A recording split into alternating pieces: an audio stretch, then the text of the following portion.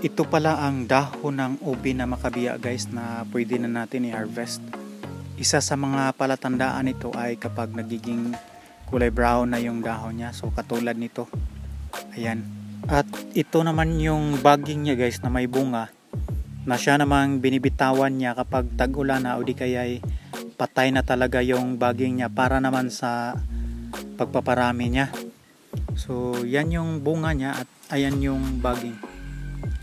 Isa pala sa palatandaan guys na malaki yung laman kapag yung baging niya ay malaki rin. So katulad nito ayan, medyo malaki yung baging niya kaya posible na malaki rin yung laman. So samahan nyo kami guys, hanapin namin yung puno nito para makuha natin yung laman. Ito na guys, nakita na namin yung laman. Ito yung laman niya guys, so ayan. Napakasimple lang ang paghahanap ng laman nito guys. Sundan nyo lang yung baging niya kung saan pupunta. At kung may nakita kayo na tulad ito, ayan. So yan na yung laman na hinahanap natin. At ganito lang ang pagkuha. So pwede ito ang gamitin natin kasi malambot lang yung lupa. Pero kapag matigas yung lupa ay talagang bara na yung gamitin natin.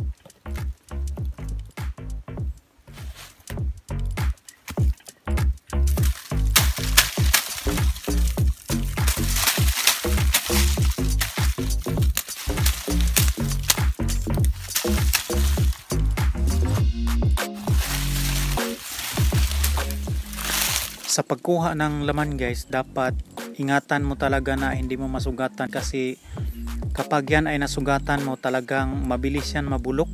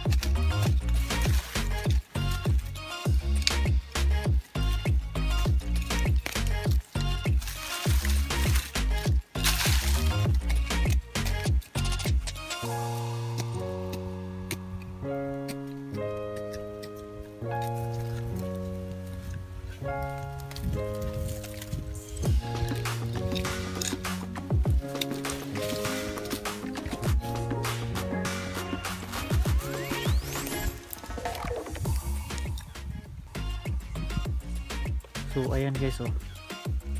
So kaya sobrang ingat natin kasi masugatan yan kapag inano mo yung bilisan mo. So nahinay lang talaga.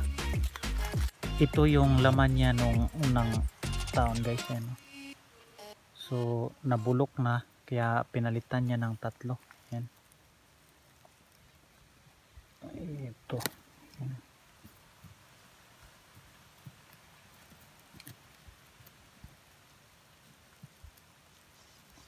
Yan. Sobrang haba pa niyan guys. Yan.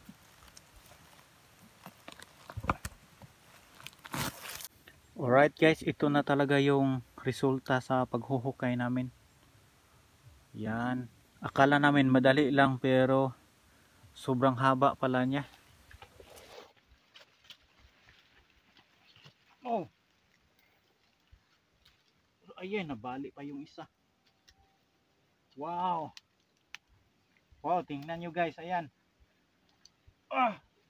Sobrang laki guys. Ayan oh. Sobrang taas pa sana, ayan yung isa oh, nabali. Pakiabot nga.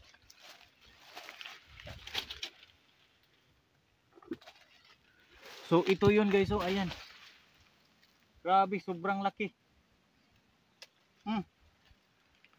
Yan. May isa pa, ilagay mo dito yung isa.